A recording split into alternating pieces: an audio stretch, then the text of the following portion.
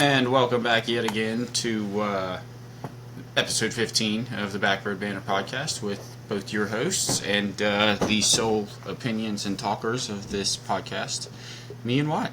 So thanks for being here. Thanks for being here, Wyatt. I appreciate you taking the time to join me this week. Yeah, dude. Always, man. Always. Yeah. How's your week been, man? What have you been into? What have you been doing? Anything at all? Yeah, I actually do have a little bit of story. I mean, I guess I'll get into the whole story as we get a little later on, but... Cool. Yeah, go ahead. Yeah, I went out and did some shit. I mean, any baseball heads know that, I guess any baseball heads won't know, but, last week was opening week. Last week was the first week of the season, and last weekend, the Pirates had their home opener. I think it was like their third series of the season. Their first two they played on the road. I didn't go to the home opener. I went to a bar. We went out to a bar.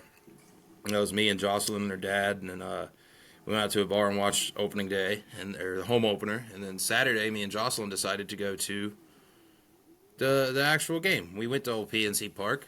The rain held off for the most part. It held off during game time at least. So we got rained on a little bit before and after, but no delay or nothing like that. Game went off without a hitch. I mean, the Pirates got the shit kicked out of them, but that's a conversation for a little bit later. Yeah, man, it was fun. I guess I'll get into the full details as I go along because they've sprung up some topics that I wanted to sprinkle in here. But long story short, I went out and did some baseball in this past weekend, got the hell out of the house, and enjoyed my good long weekend, and then relaxed a little bit and back to work. And now I'm off again. The advantage of these schedules is I'm just, when I am working, I'm busy as shit. But when I'm not working, I only got to worry about 2 days at a time. That's awesome. Are you enjoying having the middle of the week off? Yeah. I mean, it leaves me some time to get some shit done. I poked around on my coding and stuff this afternoon. I got more done in probably a day than I have in a while. I got shit up and running. I just gotta fill it with stuff. So, I got some work done. I plan on doing a little bit more tonight, sometime throughout the night. I'll probably be up forever, but yeah, it gives me some time to like be productive. And when I worked, straight Monday through Friday, the 5 days a week, I didn't get anything done other than this show and a little bit of editing. I didn't get anything done after work. Now I don't get anything at all done after work, but at least on my off days, like I don't care to do some shit because I only really work 2 days at a time, and then I get 2 days off. So I just don't have my evenings anymore when I do work. Yeah, that's cool. But I'm off more, so it's on Mondays. It's not like I gotta think, oh shit, got this whole week ahead of me. It's like, no, I just got Monday, Tuesday, then I got a couple days. You know what I mean? So I feel like it's less exhausting. It's tiring whenever I'm like on my work days, but whenever my off days roll around, I'm not just like, oh, I'm so tired from the work week. All I want to do is rest. So that's nice. I feel like I got a little bit more fuel in the tank. Yeah, you're able to accomplish more on your day offs now than you were previously. Yeah. I mean, I was always able to. It's just that, like, I'm kind of lazy and I didn't really feel like it. And I would also, I'd also get my ass just a little kicked at work, and then I'd get to, like, if I ever did anything, it would be, travel back home. But other than that, I didn't really do a whole lot. It's just like Friday would be off, and Friday I'd get off work Fridays and screw around, and then Saturday was like, oh, I'm so tired from the work week, from these last 5 days. And then Sunday, whenever football season's in, it's just watching football. Yeah. When football season's not in, it's like doing random shit like laundry. But I like having I like only having to approach work 2 days at a time, even if it is like my full day, even if it is the whole time I'm awake. I at least feel like I got more energy whenever I am off. Yeah. Well, yeah, that's awesome. I'm glad that schedule is working out for you, and at least to your benefit to any sense, but seems like it's working pretty well, actually. Yeah, it kind of fucks our recording schedule on a weekly basis, but, it is what it is. We still manage. So. Yeah, it doesn't affect too much. It just changes the time. Well, heck yeah, that's awesome. I like hearing about your job. I like hearing about everybody else's job. Usually I've been in good spirits about mine. I don't know. I was tired. I feel like I've just kind of hit a hump with mine. Like I'm at a point to where I'm not feeling challenged enough because of well, for a bunch of reasons, but it ends up it's it's making me bored with the work because it seems too easy, and or like I don't know. So I'm just at like a little hump in mine that I haven't really come into, and I've been there for a year, so it's a little odd. Yeah. But I like hearing everybody else's because it's just I'll get over it. I'll get through it. Yeah, I feel like every job you run into those. I feel like I'm sort of in one at the moment, but I'm kind of getting out of one. Yeah, like from the new schedule shift and shit. But it's no, yeah. I feel like those come in waves at a job that you've been at for a minute. Yeah. It's like, damn, this is starting to get real monotonous. Like, am I going to do this forever? You know, and you know you're not. But it's Yeah. like, but at the time, it's hard to convince yourself that you're like, oh shit, I don't know, man. Yeah. See, for me, and that's what's ironic is realistically, I I won't change stuff. I could do my job forever, just Yeah. for a bajillion company. Like my Yeah.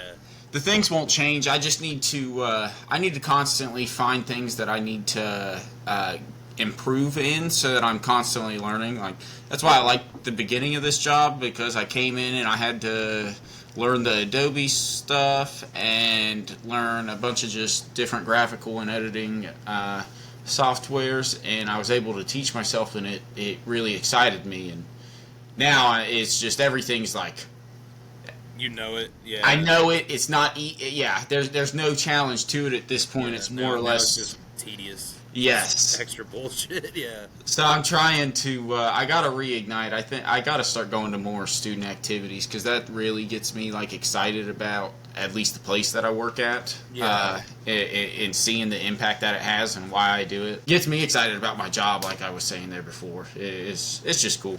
I guess it's one benefit. Yeah. Hell yeah, man. For sure. Yeah. Oh shoot. What about your weekend review? Did you get Oh anything yeah. special? Did you get Well anything shoot. good? You play any golf? I think that should be the first question. I played golf today. I was able to get 9 holes in there today. Didn't play too well. Shot like a 48, but it was just so nice to be out on the course. It was cool to squeeze that in. No, well, the only real eventful thing that I can think of is there on Friday I was able to go up and take my nephew Nolan to see Minecraft, and it's something that since it released, like the previews came out in January, I told him that I'd do it, and it was really cool to actually get to, and so getting to experience that with him was super special, man. It was I don't know, it was just the highlight of my weekend. So that was pretty much it up until the only thing eventful was today. Layla had her 1-year appointment at the doctor, so she got a bunch of shots, and she ended up having to go and get her blood drawn. And apparently there are some not so intelligent or gentle nurses at the at the hospital we were at, because they were rough on my little baby girl's arms and veins apparently. So that was pretty frustrating for me to hear, and then Faith to have to tell me, because Oh yeah, definitely. yeah, it with as much as it hurt her, I could tell. Like, the first thing she told me was, "I'm glad you weren't in there," and it was probably because I would have thrown a chair at those people's Yeah, face. you would have got real pissed off. Yeah. Yeah. So, but other than that, she ended up doing really good. She's doing fine now. She takes yeah. all that stuff like a champ. It's yeah. But anyways, that was about it. I'll get into the movie there. That's probably what my review will be, just because it's kind of plays into what I don't know, what we talk about, and also it's relevant because it's out right now. Hell yeah, man. That's good. Yeah. I'm gonna take the lead on this if you don't mind. No, please do. I'm gonna jump into some sports. Dude, the NBA season, I believe, is I know it is very close to over. It is the Cavs have secured the 1 seed in the East. Really? Yeah. Yep. They have secured the 1 seed in the East. Let's see. They got 3 games left. They're 4 games up. Yep. That is incredible. I did not know. What's their record? 63-16. If they win out, and we talked about it a couple weeks ago. I think the best record was 66-16. Mm-hmm.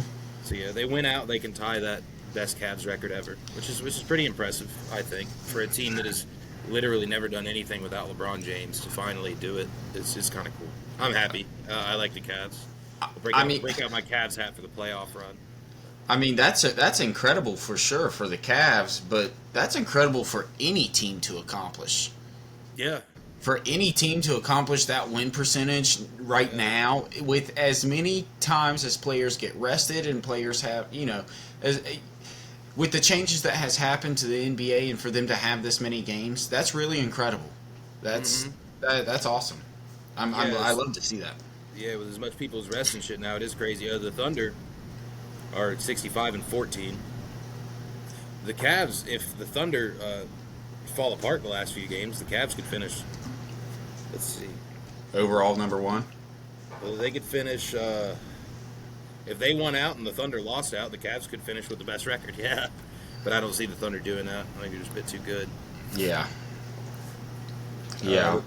The play-in brackets in the East are at least set. I haven't paid attention since their last week or the week before, whenever it was when I was talking about it. What are the 9th and 10th seeds in each? As of right now, 9 is Chicago, 10's Miami, 8's Orlando, or 7's Orlando, 8's Atlanta. They're all locked into, I think, the play-in tournament. They're in their spots then. Okay. Yeah. 7 through 10. They might shift between 7 and 10, but none of them are getting out of the play-in tournament in any way because all the teams that aren't in the playoffs in the East are already out of contention. The other teams that do not need the play-in tournament are too far ahead of 7. Yeah. So, and then in the West, only one team's actually clinched the play-in, I believe. Let me see. Yeah. Only one team's clinched the play-in. It's Sacramento. Memphis is sitting at 7. Minnesota at 8. Dallas at 10. I don't know how Sacramento at 9 has already secured a spot, but they did. And it says Phoenix is not technically out of contention yet, but it's not looking good for them. So that's hilarious, bro.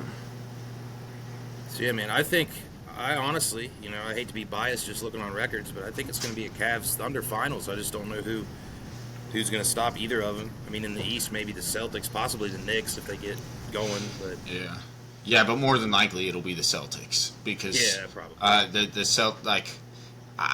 well, it kind of goes back to last week, the conversation you were having, how you brought up how, especially in all sports, but especially in the NBA, the season hasn't been covered. The Celtics have been like they were the NBA. There's a former champs, and their season hasn't been covered. So I do think that that's a little crazy.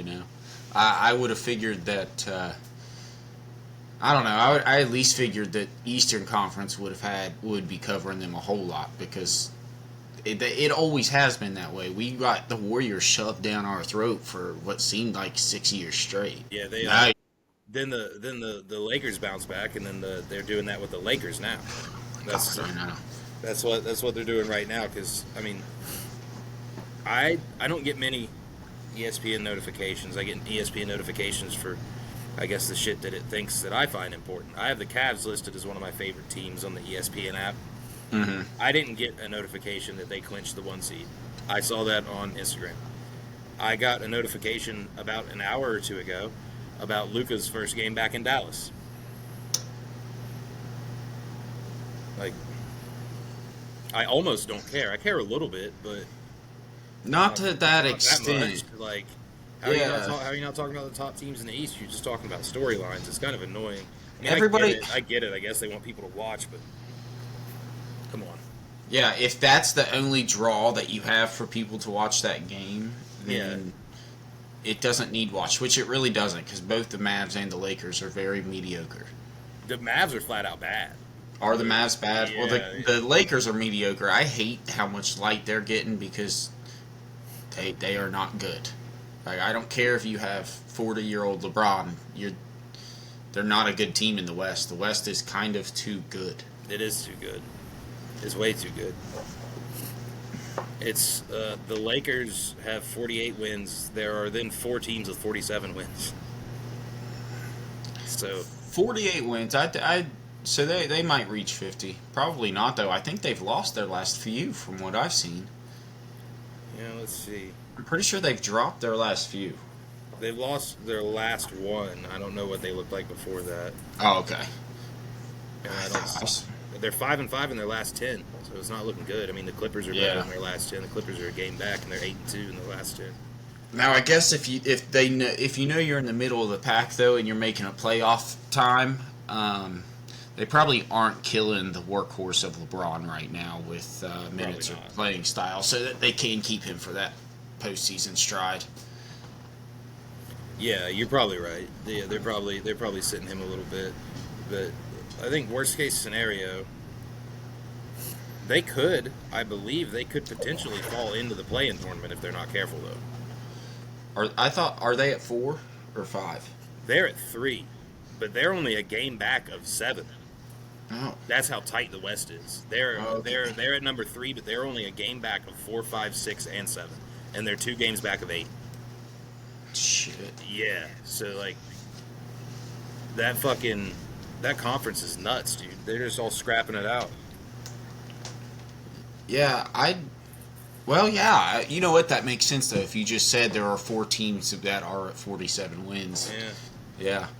And they've been, like I said, like you just said, they're 5-5, so they're dropping there. Yeah, they've been struggling the last 10. I don't know. I mean, I'm sure they'll win tonight. They're playing Dallas. Dallas is at number 10, so Dallas is as of right now in the play-in tournament. But yeah, man, I don't know. I guess check back next week. We'll see how we think the playoffs are gonna go. But yeah, that'll be a good little segment. I don't have any. I'm just gonna. I was talking to my brother about it. I was very surprised to see that the Florida Gators won the men's. I wasn't surprised to see UConn win the women's, but I was surprised to see that Florida Gators won the men's NCAA tournament. Just because I haven't been paying attention to college basketball, obviously, because once I talked to my little brother, he was like, "No, they were number 1 seed. It was almost expected." yeah, you just usually think of them as being a football school, though. I think that's why. Yeah, that's what I told him. I said, "Dude, I never would have picked Florida Gators on my bracket whenever I was making brackets. You know, so I don't know. Even if I did see him at the 1 seed, I'm like, yeah, okay." I don't know enough about college basketball from year to year though. It's too ever changing. Like college football, it changes a lot. College basketball is always changing because the best players are in for a year and out. Yeah, the NBA's too. The NBA and all the European just stuff that they can go and do. It's too valuable now. Like, They can go to the G League too. Like it's not just limited to Europeans now. Like now, kids in the United States, if they are capable and want to, can just not go to college and go to the G League because they have a G League team that's like unaffiliated. It's like a rookie G League team. That's cool. Yeah. I didn't know that. That's cool. At least they used to. Huh. I'm sure they do. I remember. I don't like the G League. I remember what was it beforehand? The D League. Yes, yeah, and they changed to the G League because of Gatorade. Gatorade, yeah. Oh man, no, they got rid of that team. I don't know. They might still have one, but I know they. If the one that I was thinking of, they don't have anymore. It was called G League Ignite. That's very depressing. Yeah, and it folded in 2024, so I don't know. But I believe guys can still go to the G League. Yeah, don't have to go through college. Yeah. Like well, I don't see why high school for a year, but they don't have to go through college. Yeah. I don't see why you wouldn't. That I feel like. I mean, that's what that's for, is to develop the players for it. Yeah. So. Yeah, you'd be playing against guys that were like either future or sometimes even former NBA players. Yeah, you're definitely playing against better people than college players. That's for sure. So. You're playing against something that's a lot closer to what they're going to see in the NBA, I would imagine. Yeah. Yeah, for the most team with college, you'll find at the absolute max about 2, sometimes 3 really, star players. But the G League, in terms of their standards, everybody's a star, kind of, Yeah. So. I saw people say that they should do like a minor league style thing for football. They should. I think that would be kind of cool. I mean, it's funny because they already have other football leagues. Just make them affiliated with the NFL. But then again, that also might kill them. You never know. I fully agree with you. It frustrates me. Like, I don't care about the G League, but we love minor league baseball. I wish that the other mainstream sports would start putting an emphasis on these developmental leagues. Just because, one, there's supplemental incomes to all these other leagues, but they also just grow interest into the professional leagues. So, like, it would be a really easy, just kind of little two-sided switch right there. I don't know. I think it would be great. I would love that. It's funny you say that. This doesn't have to do with any minor league teams at all. But I had heard it somewhere, and I was wanting to ask you because I can't think of the exact place. But the NFL, I think, could use another new team, but they don't need to keep moving teams from places. What city do you think of could use another NFL or NBA team? There's too many MLB, but NFL or NBA team. There's more NFL teams than there are MLB. MLB and NBA have the same amount. Yeah, but I look at MLB as the amount of minor league teams that there are. Yeah, that's true. They do have 500 apiece. It's spread out. Are you serious? I mean, not literally, but they have, okay. a lot. They have like AAA, AA, high A, low A. They have rookie leagues. They have Dominican leagues. Yeah, they have a lot of shit. I did not know about the high or low. That's crazy. What's the one below MLB, like below pros? AAA. Okay. Yeah. So then you work down through your A's and then probably high, low. Yeah, and then the rookie league is for guys that like get drafted. Because the MLB draft is in the middle of the season. It's like smack in the middle of the baseball season. So they have rookie leagues. I think that's what they call them. I believe they call them rookie leagues, but they're basically just minor leagues for all the people that get drafted in June or July or whenever the fuck the draft is to play from then through the rest of the baseball season. It's just like another minor league thing. It's like they get drafted so they can hit the ground running. So they have somewhere to play and something to do, somewhere to get better and practice and shit. So they're not just like, oh, you're drafted in June, and then you're going and doing your own thing until fucking March. You know? Yeah, that makes sense. That's cool. Yeah. I didn't know that. That's really cool. Props to them then. Well, what city could use another professional sports team? Do you think? Let's just go in general. I'm really selfish here when I answer this first one. I'm going to give you an NBA and an NFL if I can think of an NFL, but I'll give you an NBA first so I can think of one immediately. Pittsburgh. That's just me being selfish, though. It wouldn't work. It would fucking die. It would. Not enough people here care about basketball. People like hockey. People like football. People try to like baseball. The Pirates don't make it easy. There's too many games with the NBA. Yeah, they wouldn't sell out fill everyone. No way. Not here. Oh, I didn't think about that. Yeah, that really makes it super, super volatile. Really, you're gonna have to find somewhere specific. Man, that Pittsburgh would be cool. I feel like if the NBA were to have a list of 10 potential cities that they would put a team in, I feel like Pittsburgh would be on that list, but I don't think it would be top 3.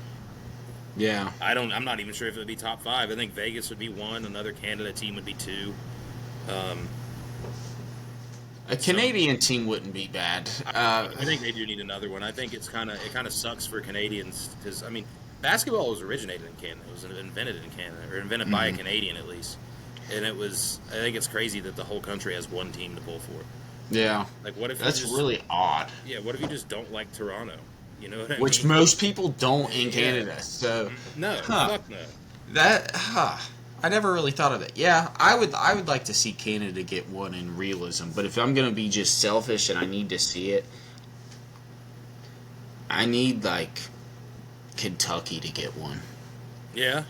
If some city in Kentucky were to get one, just because that would be a cool I don't know why, but I think it'd be a cool team. Probably a bad team, but it'd be cool to go and cheer for them, you know? Plus, it'd eventually become a good team because they would set up secret illegal deals with Kentucky basketball, and they just trade their college players to their NBA team. So they'd figure something out. Yeah, it would work like that. But yeah, you know what? I think overall, like realist, I think Canada needs one. Somewhere in Canada, more in the center, more away from like Toronto and on this eastern seaboard part. Yeah.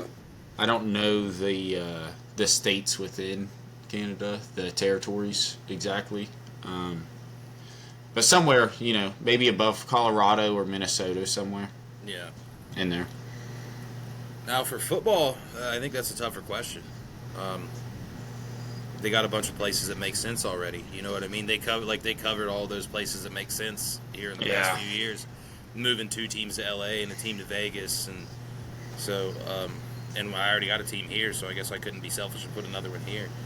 Yeah. I think Columbus would be pretty cool. Columbus would be pretty cool. Use like Ohio State's field, like share it with them. I guess that's a big fucking nice ass stadium. That would be cool. I feel like there's a lot of tradition rooted in there, and Ohio State wouldn't be up for it, but I think that would be pretty sweet. Just to maybe like, I don't know, just imagine watching a college football game or an NFL football game with a college football atmosphere. I think that might be what that could do if they had one. Yeah. I think that'd be pretty sick. But that's about the only thing I can think of off the top of my head. Either that or Toronto, but give them a Canadian team. Give them one that's close by. You can get to New York, Ohio real easy.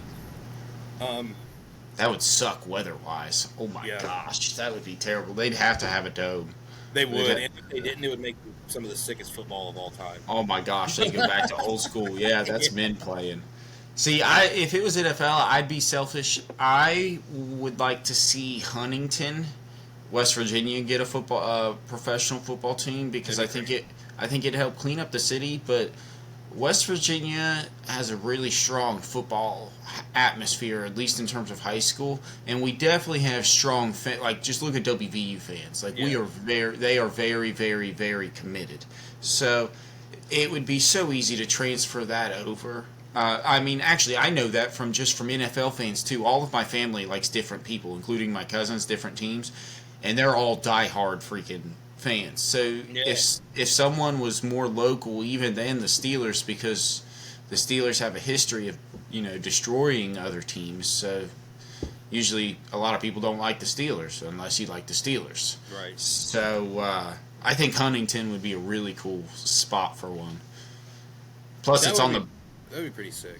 It's on the border, so it'd catch Kentucky too. It'd catch all those southern states. It'd filter in and really just. There's already a stadium there that doesn't get filled up. Yeah, it'd boost the economy for West Virginia too, and that would be a huge thing, man. Oh my gosh. So yeah, I think that'd be cool. Would be pretty nice. I'm glad you asked that because that question popped in my head earlier, and I wanted to see what your thought was. But cool. Yeah, dude. Yeah, I'm gonna shift gears a minute, and this is gonna tie in with my story I told at the beginning of what I did this past week. So now I'm gonna talk about a little bit of baseball, specifically the Pirates. Now the Pirates, they're 5-8, which is not good. It's not great. They I think they got a couple wins in the past few days. They won a night. I think when I was there, they fell to 2-5 or 2-6 or something like that.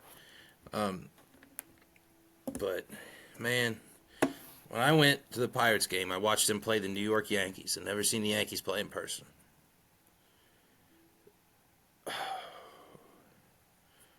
Before I go on a rant about the Pirates, Yankees fans suck. They're so annoying. I don't even want to say rude, but some of them are rude. They're annoying as shit.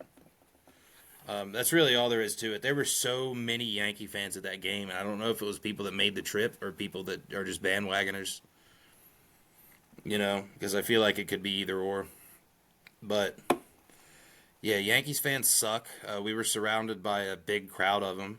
They were obnoxious. None of them were sitting in the right seats, which made for a big seating conundrum because it was people were going around and they're one of their seats is occupied, but they're oh, there's some empty ones. We'll just sit here. And then another group of Yankees fans show up, and they're just oh, these are our seats, and then the people that are sitting there are oh no, I'm sorry, we'll go to ours, and then they just move somewhere else and make it somebody else's problem. like we had that happen in our row because one of our seats was taken up. The people to the left of us were taking it, and we were like, we were fine. This row still got some empty seats. I'm not going to ask these people to move until I need to. So we sat there, and we thought we were in the clear, dude. We go through fucking 3 innings, and we don't move. Like we're there the whole time, and then finally, halfway through the fucking game, somebody shows up and was like, "Oh yeah, hey, I think this is one of our seats," and then like the whole row has to like shift down. And I'm like, man, like I get, you get the seats that you paid for, and I understand that, but how do you not show up here until the 4th fucking inning? Like, I thought we were done with all this seat shuffle bullshit. How have you not been here this whole time? Yeah. Where have you been this entire time? What did you pay for this seat for if you didn't show up until the 4th inning? Yeah. What are you doing here? There is no need for you to be at that game at that point.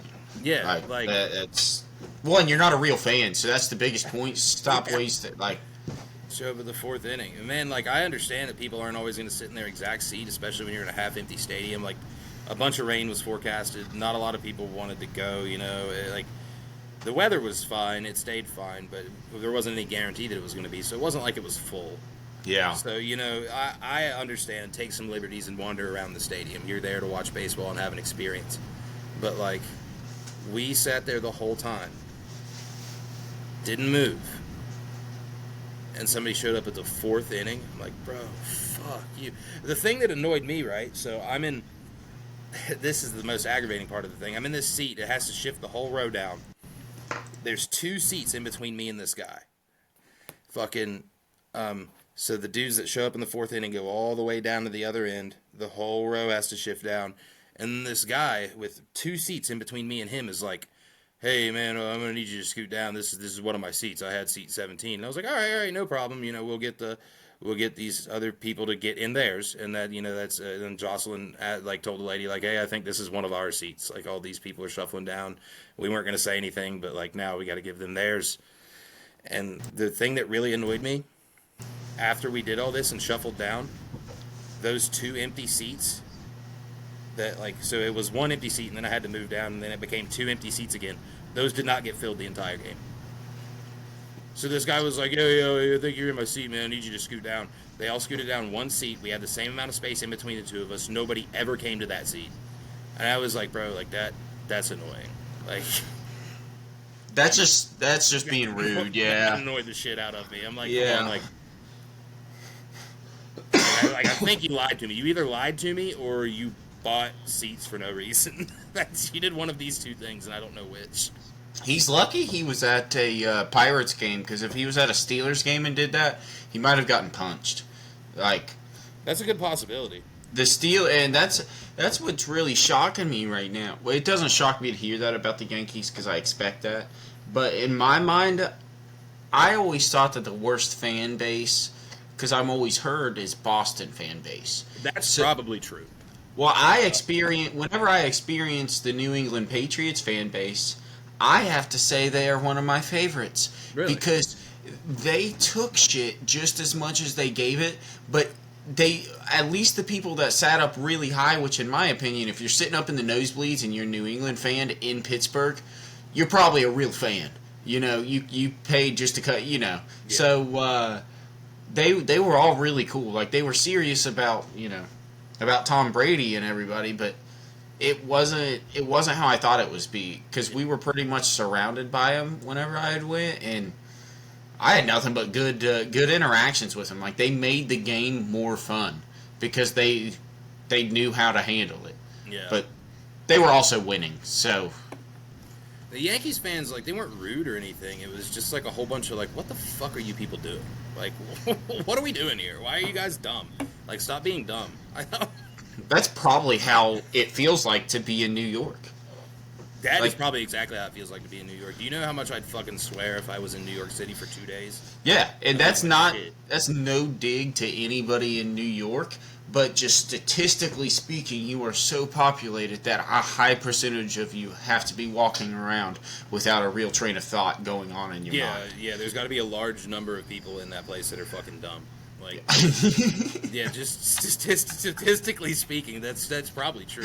There's so many people there that there's got to be a large number of dumbass ones. Like that's the way it is anywhere, man. There's a certain percentage of your population that's gonna be really stupid. If you got a big population, then even if the percentage stays the same, you still got a lot more people that are really stupid. Yeah. Yeah. But yeah, that shit was crazy, man. There was Yankees fans suck, and now I'm gonna bitch about the Pirates because I want to know what the fuck these guys are doing, bro. They suck. They're bad. They're not fixing shit. They started this guy. I wrote his name down. I wanted to talk a little bit of shit on him because he's terrible. Alexander Canario. He started Friday, the game that we watched on TV at the bar. He went 0 for 3 or 0 for 4, something like that. Had an error. Then Saturday, he went another 0 for 3 and 0 for 4, something like that, and then had another error. He's terrible. He played left field Friday, right field Saturday. He sucks ass. I don't know if you saw or not. Did you see the video of the owner of the Pirates walking through PNC Park and there were people yelling in his face to sell the team? I did not. Yeah. I did not. But that doesn't surprise people, me. Yelling at him, and like there were people chanting. Like you could hear chant throughout the crowd. He's walking through the stadium, and you just hear "Sell the team, sell the team," and he's like, "Hey!" He's like walking around, smiling, waving. Like, bro, people don't fucking like you. Stop acting like they like you. Go to your seat. Go to your seat and continue to not care about the franchise. See that, and that right there is the biggest issue. That's what gets me is like. First of all, that doesn't surprise me because the easiest thing that a fan could do is just yell something. But we've seen over the last 2 seasons people put up billboards, like people pay for ad space for those. Yeah. Real money to tell him that he's doing a terrible job. But you said the overall point, he doesn't need to sell the team. He just has to care about making it successful. Yeah, he's like, give a shit. He just, it seems like he is, in my mind, the stereotypical, billionaire that just wants to own stuff. Like, I'm an owner of an MLB team. Like, that's a pretty prestigious, you're in a pretty prestigious group. And then let alone owning the Pirates, because the Pirates are fucking the Pirates. It's almost like, he just wants the title and he doesn't want to do it well. Like, he doesn't care how good or bad he does anything as long as he can say, like, oh, I was this. Yep. Yeah. Hey, yeah, it feels that way. I mean, he just phones it in. Yeah. Doesn't spend any money. Like, I think we talked about it last week. I don't think he understands how much more money he would make if he invested in the fucking club and got, like, some players, some real draws, some shit that people wanted to go pay ticket money to see, and you could jack up the ticket prices, and more people would go if you just got some players. Don't let Paul Skeens walk here in a few years, which he's gonna do, but make him the highest paid Pirate ever. But he's not gonna do it. He'll trade him first. That's the shitty thing about the whole thing, dude. Like anytime there's a little glimmer of hope or a light at the end of the tunnel, they're just like, see ya. Yeah, well, here's what I don't get is there's money just simply in winning. $35 million gets awarded to the championship team. 25 to the runner-up. But how much does he need to make in a season to really consider himself successful if the team's not successful? Right. Let's just look. I'm just wondering. I'm just looking up how much money does the Pirates? $75.7 million is how much they made. Payroll. Oh no, that was payroll. Payroll. Yeah, they had one of the lowest payrolls in the league last year.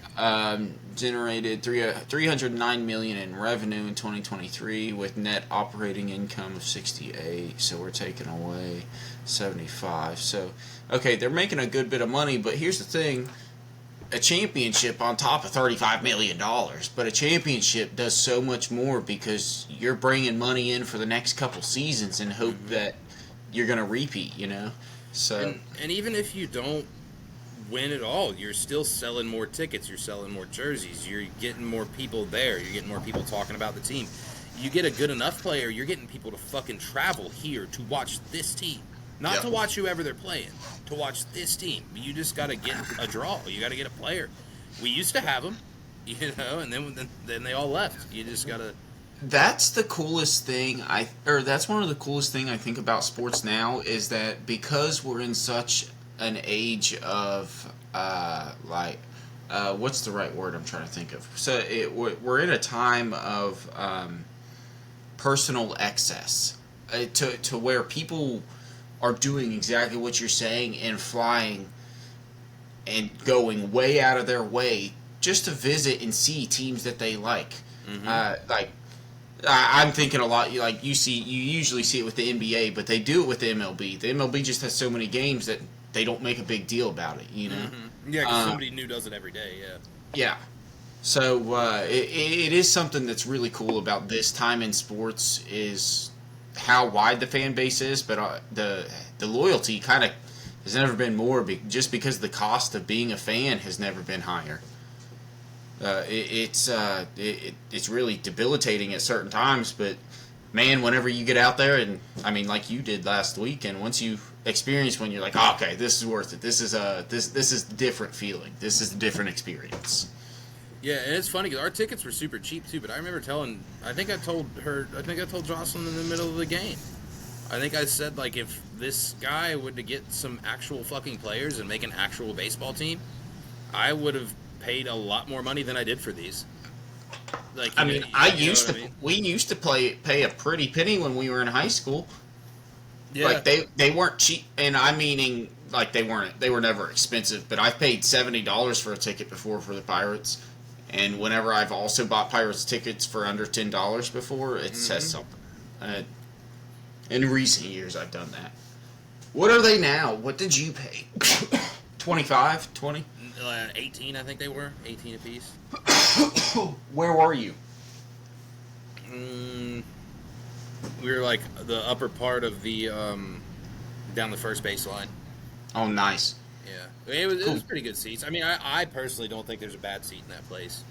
No, I don't think there's a bad seat at PNC Park. I mean, there might be an uncomfortable one, but in terms of view, you're not going to get a bad seat. I think it's hard, which I've only... I haven't been to enough to really have a saying, but I don't know. I love live sporting events. They're just too good, man. They're different, man. Baseball's a lot faster now. I don't like that. That pitch clock shit. Yeah, dude. I think that game was fucking probably maybe 2 hours, 2.5. I remember they used to be like 3 or 4. Which, if you're watching on TV, the faster game is much better. Yeah. But whenever you're paying money to like actually go to the thing, it does kind of suck. You're like, wow, it's over already. Yeah, I don't want a 4-hour game, but I always want a 3-hour game. Yeah, Baseball, sure. in my mind, is 3 hours long, like a professional game. And any shorter, then you're losing the experience because you gotta have time to get your food and your drinks and then your restock of each, and enjoy the game and then enjoy socializing. 2 hours, man. I'd have to hit a doubleheader, honestly. Doubleheaders are awesome. I've been to 2. Yeah, There's no shit. that'd be so great. The only thing that sucked was one of the ones that I went to was in like August, and it was hotter than hell. It was brutal. But I went. Josh and I went to one in Washington. We went to DC. Oh yeah, We saw We saw a doubleheader, and then we also saw one in Cleveland after he moved. And after he moved to Cleveland, we saw they were. It was whenever they were the Indians. So I haven't even seen the Guardians play in person, but it was whenever they were the Indians. That's awesome. I'm excited to go to a game. Me and Faith are looking at some. We were gonna go for her birthday, but we decided to go and do a couple different types of tours at the Asylum over in Weston, because that's just what she wants to do. So we're gonna do that, and then we'll hit up a few games this summer.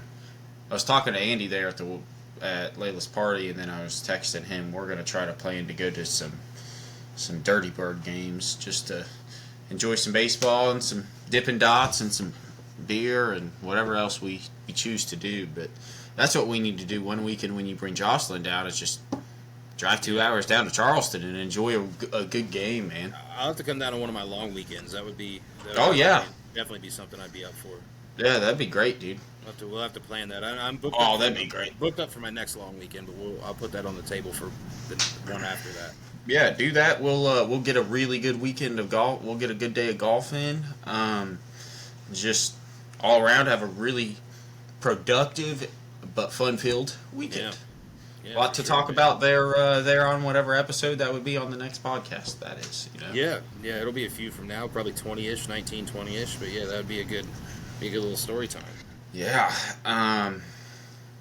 Well, heck yeah. Let me see. Do I have any? Let me just go over any sports I have. I do have one.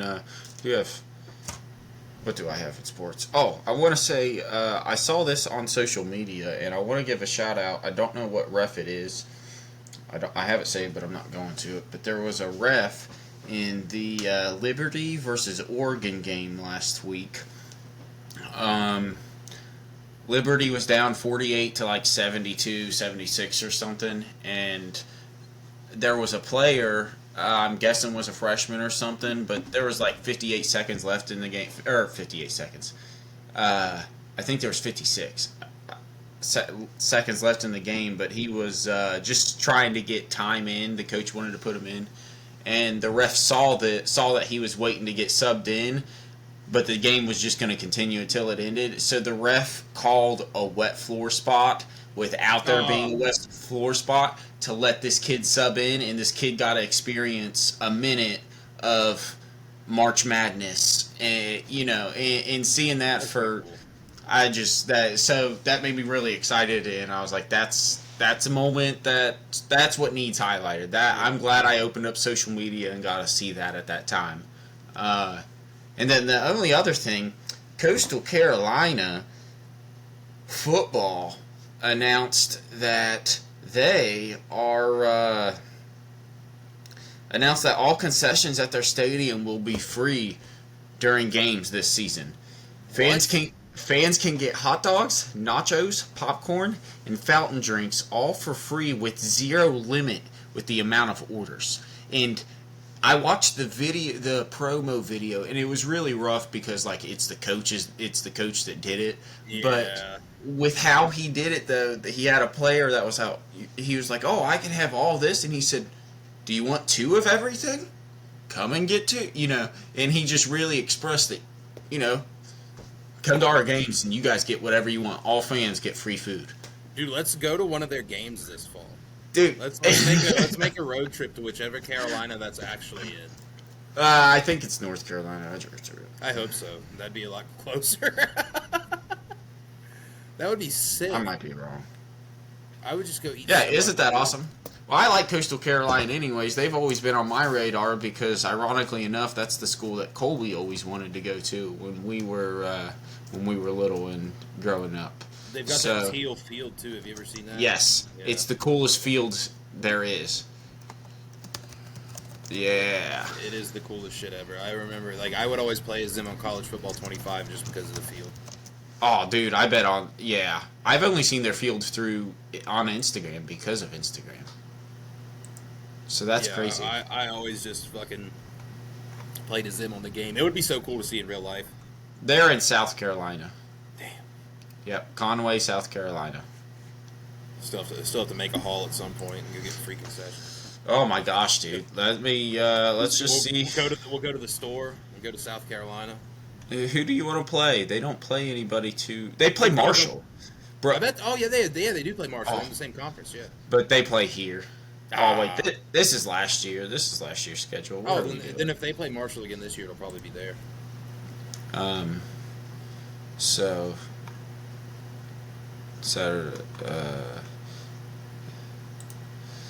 yeah. So let's see: Virginia, Charleston, Southern, Eastern Carolina would be cool. They probably do play probably a rivalry game. October 30th, bro. Oh shit. Halloween Eve. Yeah, that would be incredible. All Hallows Eve. Oh my gosh. That's cool. Well, heck yeah. That'd be pretty cool. Yeah, I'm going to sprinkle one more thing into sports just I just got the notification. I was talking about how nobody cares about the Lakers and Mavericks game. Luka dropped 30 points in the first half. Oh, damn. Yeah, but usually when players do that now, they usually fizzle out. Yeah, Hopefully. Yeah, they'll probably, if they're stomping the shit out of the Mavs, which I don't know what the score is, but if one guy's got 30 and that one guy isn't LeBron James, then they're probably stomping the Mavericks. He's probably going to come out in like middle of the third. I mean, they got the playoffs right around the corner. So. Yeah, I would kick LeBron in the shins before I would hurt Luka, just because, like, because Luka's not 40. Yeah, LeBron's experience makes him far beyond. Obviously not take anything away, but I think that's the best way to put it. He's not 40. Luka's not 40. Yeah, because so. Luka's gonna be there a lot longer than LeBron is. Maybe, I don't know. LeBron might be playing at fucking 70 years old for all we know. We thought the shit was close to over fucking. Yeah, 6 years ago. And it should have been. I wish it was. And that's as the biggest LeBron sucker there is. But he's like basketball Tom Brady, dude. He just won't die. Yeah, he needs to just die. I wanted to say something else, but unfortunately, and you know what? This will just lead into it. We're talking about because we're talking about dying, because when you die, you're either murdered or you just naturally die. I thought you were just saying that because I talked about how you can't say murdered on TikTok. I am. Oh, nice.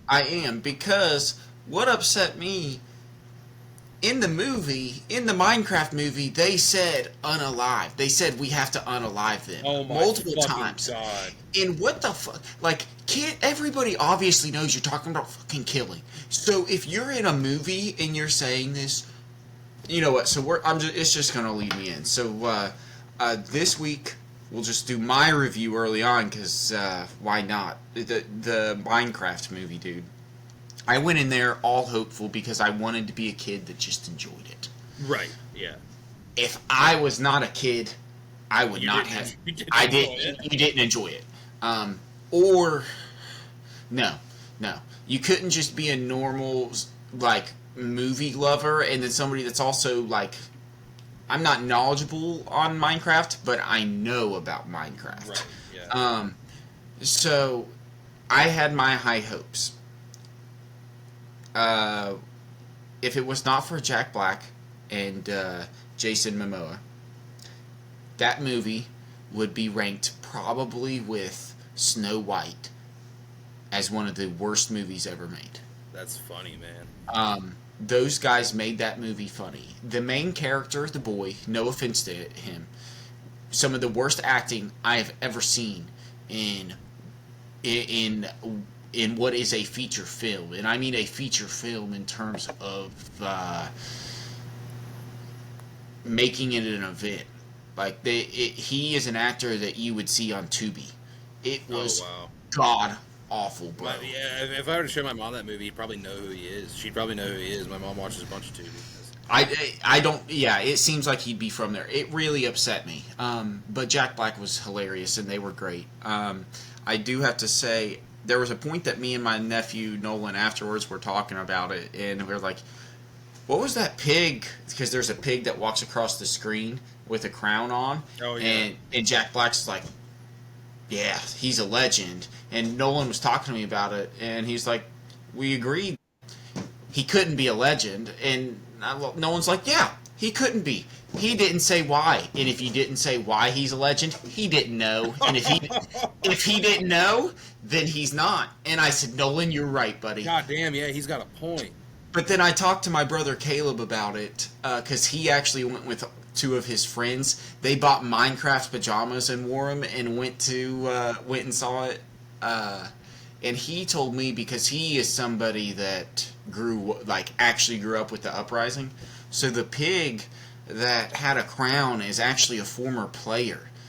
Let me see. Technobot. Technoblade. Technoblade. I'm so sorry, everybody. I do believe that guy is. I do believe that guy is no longer with us. Yeah, I believe that was like a memorial thing. Yeah, I did hear about that. Yeah. Yes. Once I learned that, I started watching a few videos about the guy. Amazing. I props to those people. It is one of the 3 pluses that I give that movie, and I only give it 3 positive things. That's my number 1. 2 is putting Jason Momoa and Jack Black in it, because, like I said, those guys were freaking hilarious, man. They're worth watching it if you're just gonna have fun. And then my third one, I was surrounded by real fans. These fans clapped at multiple points, but at the end of the movie, there was no screaming or anything. There was just applause from every child to adult. Like, people genuinely, like, it was so funny. It Fun. for me personally, and to be there with Nolan, like, I took it in as like a moment that I did with my dad when I was younger when we saw Transformers. But like, I could see that everybody was kind of having that moment within themselves. And I talked to this girl that had a TNT bucket beside me, and she had to pre-order it because I wanted one. But she was just talking about how excited she was about this, and they were laughing, and they were getting a lot of the, inside references I didn't. Yeah. But I was able to appreciate what they were doing. So, like, my rating for it and my overall, review is not bad. But if you're not a real Minecraft fan, you're probably not going to be too into it. Right. Because I have to say, a big reason why I went was because I was excited, because I was like, they're bringing Minecraft to the real world. In my opinion, it really looked like they just did Minecraft. Like, actual Minecraft. Like, it didn't seem real to me. Yeah. And the actor, like, Jack Black at least, like, put emphasis and, like, pizzazz and, like, acted like he was at, like, in his mind, I'm sure he was actually creating these things when he was pointing. Like I said, that main character boy was a fucking idiot. He did not. He was just all over. What my little brother or my nephew told me that killing an ender something is very, very hard to do, and somehow this idiot did it just by closing his eyes and literally doing this and running towards it.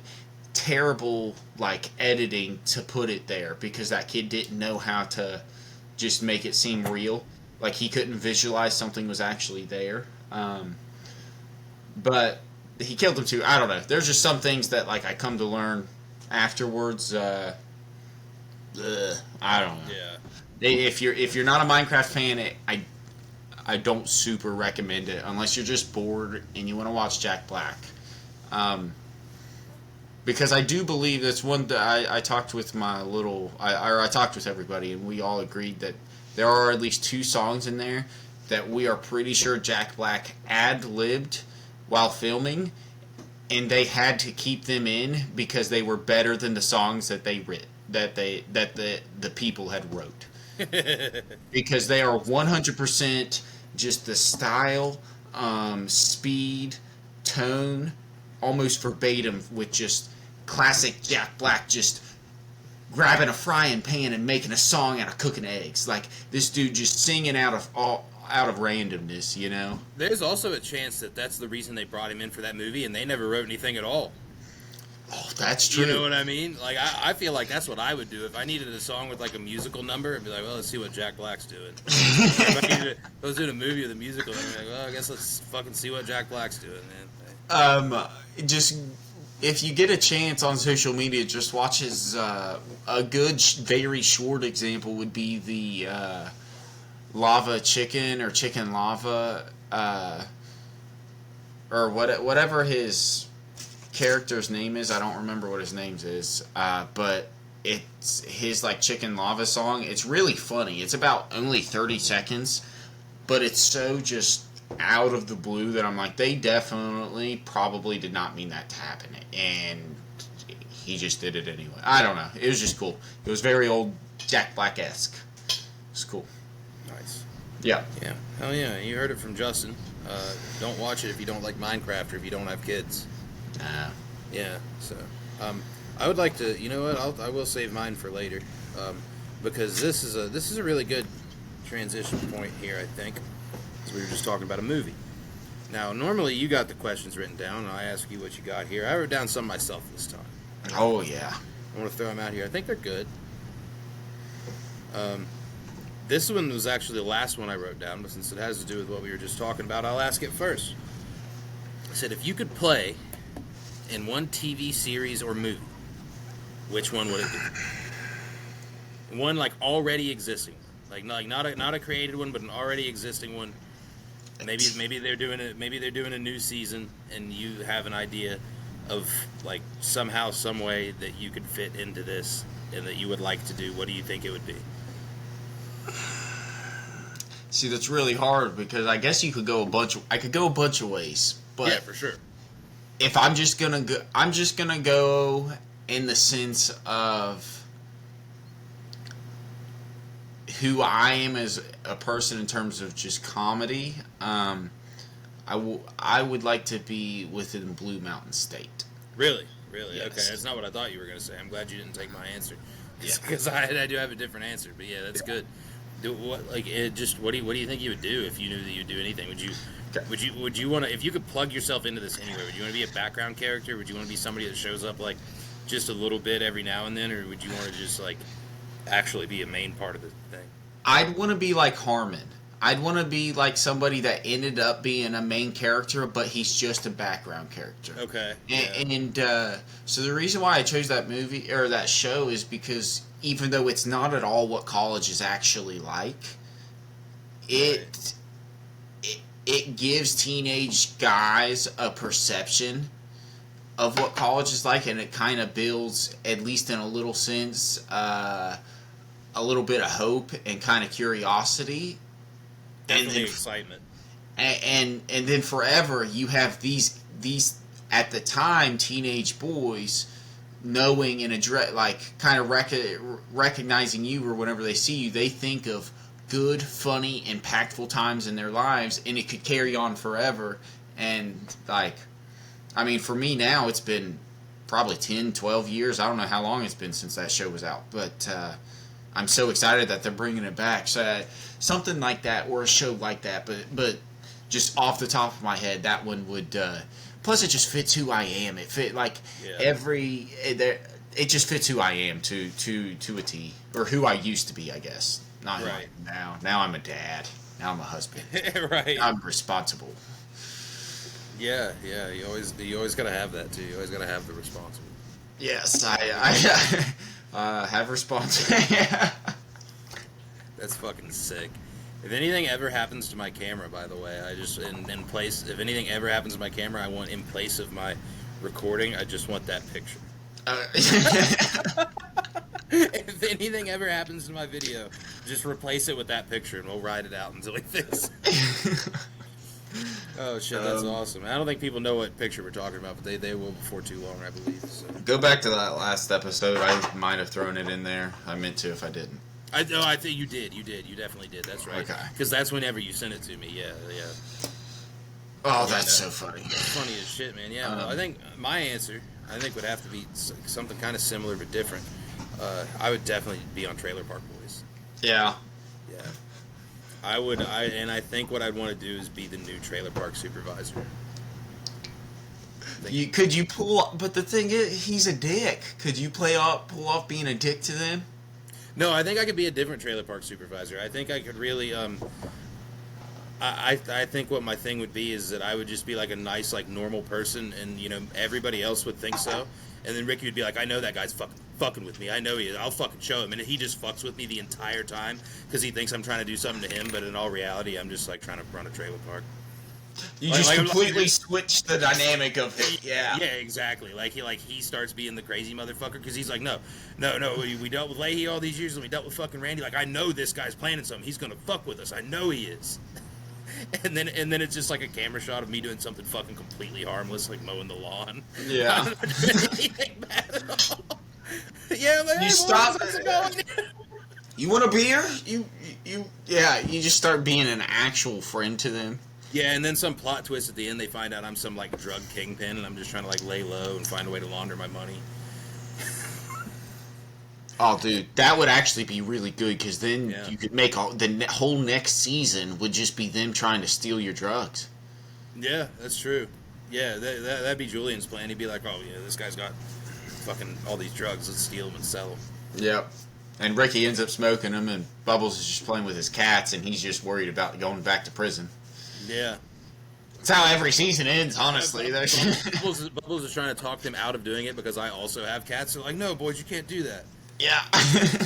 He's a good soul. He's got kitties. He's fucking tricking you, man. I think that would work. I'll Send that into the swear net guy. We are fans of cats. That's true. I want to make a cat sticker. I need to do that for us. That's funny.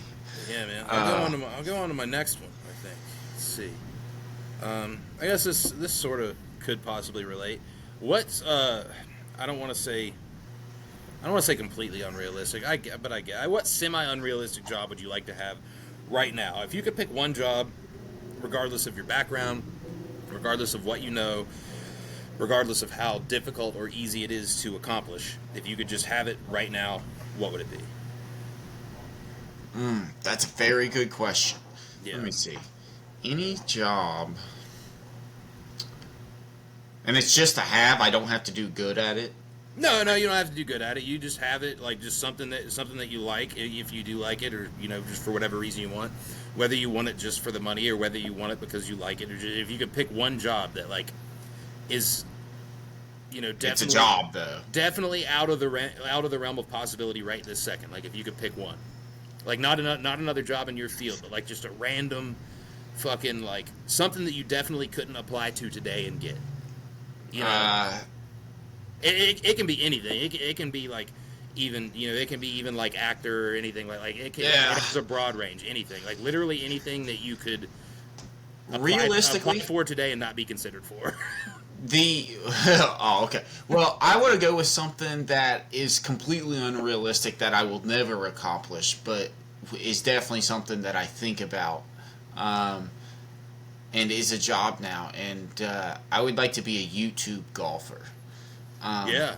Because I don't have to be good enough to be pro, but I just need to be good enough to where people look up to me, but still entertaining. So, it'd be more fun than it would like competitive. Yeah. Yes, and that's what I still enjoy about golf is I'm competitive with myself, but I'm always having a good time out there. So doing something like that and then making the amount of money that these people make. It relieves all the stress that professional golfers have of making cuts and, you know, continuing to qualify and get higher up in the rankings. All I have to do is put out some weekly videos and make sure that they're stuff that are worth watching. So yeah, which I mean, that's still even in the realm of possibility. All you'd have to do is you'd have to get a video of one of us getting hurt really bad, dude, and that would blow. I don't think we should do it that way, but I think that would work as long as it was funny. Like, especially if one of us like fell into the pond on 5. Yeah. It's like somebody went to go pick up a ball and fucking just slipped, and that's entirely a possibility. I need to not say that shit or it'll be me. Yeah. I knock a lot of balls down that way, man. I did good today. I didn't hit any down there, surprisingly, but it's a coming. The shanks are happening right now. I'm shanking. But yeah, that was a good question. I like that. Yeah. What about you? What's one that you would choose? I would want to do commentary for literally like pretty much anything that I'm interested in. I would do, you know what I mean? Like that would be cool. I think I could do reasonably well at it. I think if I were to pick one, I would like to do commentary for wrestling above all of them because you don't have to tell the truth. You can make shit entirely up to make people sound good, and it works. Like, you can't do that in football. You can't make up some bullshit story about some bullshit conversation that you had with this person earlier today. But like, if you're a pro wrestling commentator, you'd be like, yeah, I spoke to so and so earlier today, and he said he was gonna fucking come out here and kill this motherfucker. Like, I mean, I haven't talked to that guy in weeks, but like, I could say that. Nobody who's gonna fact check me. You know what I mean? It works. Yeah. Obviously, I couldn't swear like that, but yeah, because basically just because I could go out there and bullshit, I think is why I could bullshit and I could have fun. And make it a little bit more fun to listen to and watch. I think that could be. I think that could be fun. But also, like, a good backup, I think, would be MMA. I like MMA enough to where I feel like I could potentially call that and be pretty loose about it. Yeah. I think if I were to do like a team organized sport, I think I would feel a little bit too much robotic. You know what I mean? Because you're just trying to keep track of everything that's going on. So that's a little tougher. But in a slower paced setting, I think I could nail it with some practice.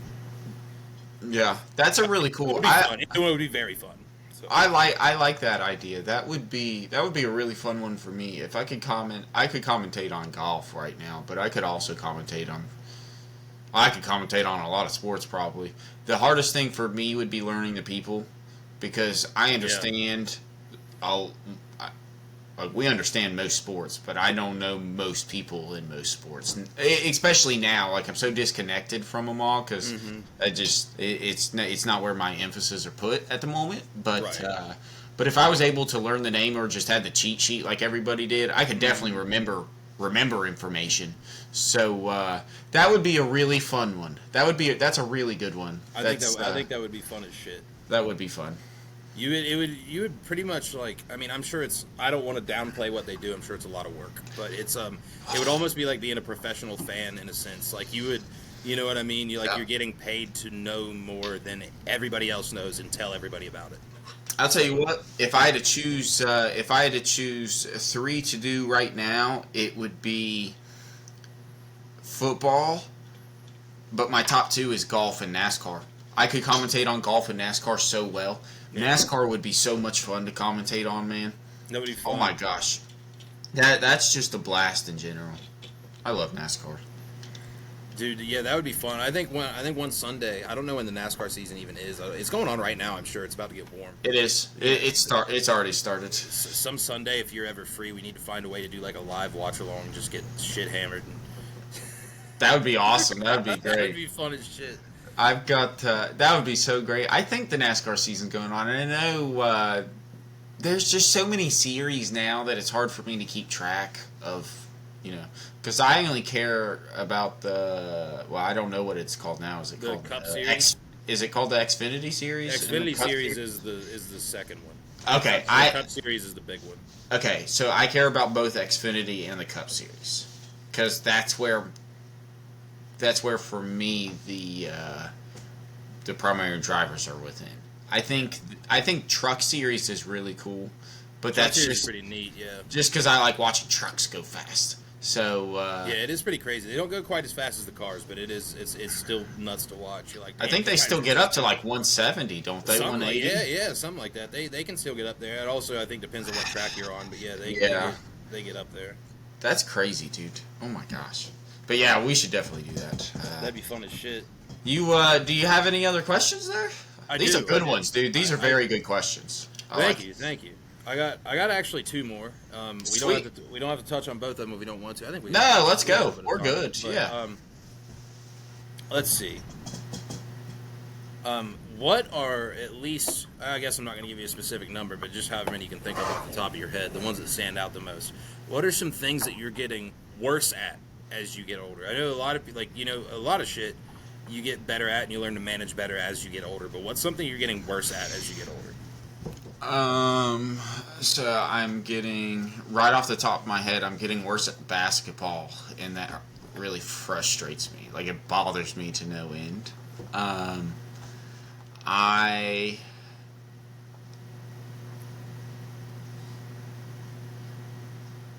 The biggest thing is kind of it's kind of hard for me to word, I guess, or to formulate exactly how it is, but it's hard for me to not take so many things serious. Like, right. So it's hard for me to see the fun side of things more optimistically, like I kind of have to look for it instead of just going in with an open mindset. I think it was the few years throughout, just everybody's early 20s is very defining for them, and it kind of put a dark cloud over me for a certain amount of time that that I see myself and I'm coming out of, but I'm not nearly just like upfront and positive as what I used to be. Yeah. And that's the biggest one that I constantly think about myself, and I want to change, but then I catch myself and I'm like, nah, I'm grumpy and I don't want to. You're already old. Oh gosh, yeah. I can relate to that one. I feel that 100%. Yeah. But just right off my head, I love that question. That's a really good.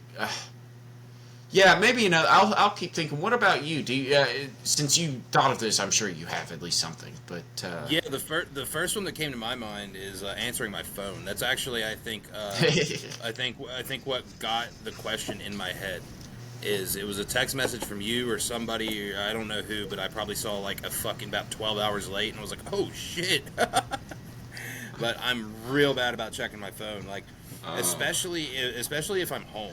Like if I'm home, the main person I text throughout the day is Jocelyn. So if I'm home and she's here, my phone's really just a background character, if that. Like I couldn't tell you where it is 90% of the time. It's usually right in front of me. But like if somebody were to come up behind me and like cover my eyes, like, hey, quick, where's your cell phone? Like, fuck, I don't know. That's the biggest thing about being in a relationship is you realize, or you don't realize, but whenever you're with them, having your significant other with you makes it to where this is not as important because I know where the person I want to be with or want to know is safe. Me and Faith we kind of run into that similar situation all the time whenever we just forget our phones in the car when we're going out, and we're like, the only person I'm trying to talk to is you, or if our phone's about to die, it's like, I know where you're at. Yeah. I know where Layla's at. We're good. So that's a really good one. I guess I'm really bad at that too. I never thought about that. I don't look at it that way. I feel bad because I know certain people do, but... Yeah. It's like, I don't look at it that way whenever other people do it. I look at it that way when I do it. When I do it, I'm like, oh, fuck me. I didn't mean to do that. Yes. Yeah. But whenever other people do it, I'm like, they probably got some shit going on. Yeah, they're probably busy or what have you. Yeah. See, for me... Most of the time, I chalk it up to they're probably doing what I do. And that's what it is. For me, I just put it like, people aren't, like, I don't put an emphasis on anything. I don't have notifications turned on anything aside from text messages and phone calls. So, and it's because I don't want to be bothered by that stuff, because unless I specifically want to spend the time on those apps, I don't want to be pulled away to focus on those apps or focus on messaging. But within doing that, I very regularly miss and delay responses to things that I definitely do not mean to. I never do either. If anybody's ever tried to get a hold of me and I haven't answered, it's nothing personal. It's just like, I probably just forgot. Yeah. It's also easier with whichever day of the week you do it now too. Like today, if anybody were to text me today, I would have seen it like instantly. I would, because I just wasn't at work. But when I'm at work, it's a different story. Especially now that I'm at work all day when I am there. So it's that's pickle juice. That's awesome. It's fun. It's funny because I actually I'll answer you're more likely to get a hold of me during the workday because it's the only time. That's actually true. That's whenever I get quicker responses from you during the workday. It's the only time I put any emphasis on like making sure that I'm available for everybody, because once it's my time, it's my time. Like it's no disrespect to anybody. I just focus on my time. So it's definitely. If you need me, hit me up between about 5 a.m. and 4 p.m. because any other times it'll be at least an hour to response. I'm like a really bad freaking Indian teleprompter. I'm awful. I'm delaying. I'm hard to reach from 7 a.m. to 7 p.m. half of the week, and take your pick on which half of the week, because it's never the same. 7 a.m. to 7 p.m. So basically, don't talk to me unless, because that's my day, dude. It's actually 7 to 7:30. I start at 7, I leave at 7:30, but I only got to tackle 2 days at a time. So yeah, if you text me and you don't hear from me, you will probably hear from me in 2 days. I'll be alive in 2 days. That is hilarious. I love that.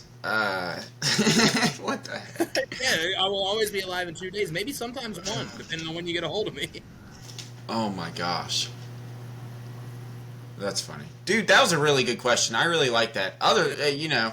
We all have things we're getting worse at. Old age, it's easy to for sure. Off, but especially as priorities change and shit. You know what I mean? Like, a lot of things get... I'm sure I could come up with more answers, but that's the one that stuck out to me because that's the one that made me think of the question. See, what's great is, though, like, I feel really good because if you were to ask me that probably 4 years ago, I would have had a laundry load of on that list. But now I could, like, when you first asked me that, I actually wanted to turn around and be like, well, actually, dude, I'd like to talk about the things that I've improved on, what I think I've grown on. And it's because I truly kind of have that positive outlook of, like, I know that I've dropped off in certain areas, but look at my growth. Look at the potential that I've kind of reached, and look where else where I could see myself going with it. So that's a good question for both. Getting the answers, but then also having that self reflection on the opposite side there, because we all definitely need that. Well, heck yeah! You said you have another one, don't you? I do have another Awesome. one. I don't think it's the best one. I wish I would have ordered them better. I think the best one might have been the last one, but this one is what did you want to be when you were a kid, and how did that change over time? I guess, like, when did you shift from that? I guess I should say. Mm-hmm. Wow, that's a good one. Yeah, I thought so too, because it was weird that I came up with that question, because I'm like, fuck, I don't know what my answer is. You know what I mean? I gave some of these questions a test run last night. I asked Jocelyn that one, and I forget what I told her. And I'm probably going to tell you something different, because I forget what I told her. So I have two answers, and neither one of them were realistic for different reasons. So the one that was my actual dream, that was all, from me, from what I wanted to do, it was be a basketball player of any sort, and then eventual basketball coach of some sort, because that was just my life forever. And then my realistic one that kind of got planted in my head from family members was being an accountant. Like, I planned on being an accountant from probably 8th grade on, and it's only because I got, like, screamed at that it's a good job, it's a steady job, pays well, you're good at math, you can do this and that, blah, blah, blah. And it kind of just led to me following along with what other people thought was best for me. And obviously, after a couple years there, it was not, but it definitely still did outline a specific path for me, and has impacted me. So, but I didn't accomplish either one of those things. Yeah, those are about it. I don't think I really had anything else. Like, I never had like, basketball was my crazy dream, and then an accountant was my realistic dream that just was not mine, I guess. Yeah, no, I get that. When did it shift, and when were you like, all right, well, marketing? Like, when did that happen, or why did it happen? I guess the why is more important than the when, I guess I would say.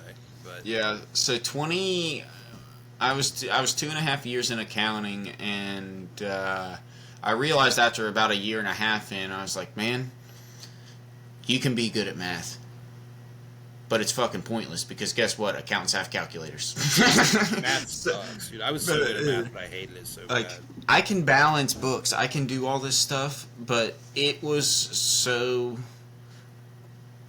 monotonous and tedious. And then it's the impact of being wrong on one thing caused it to where you had to restart everything a lot of the times. And if that's happening in schoolwork, I don't want myself to be liable for other people's money.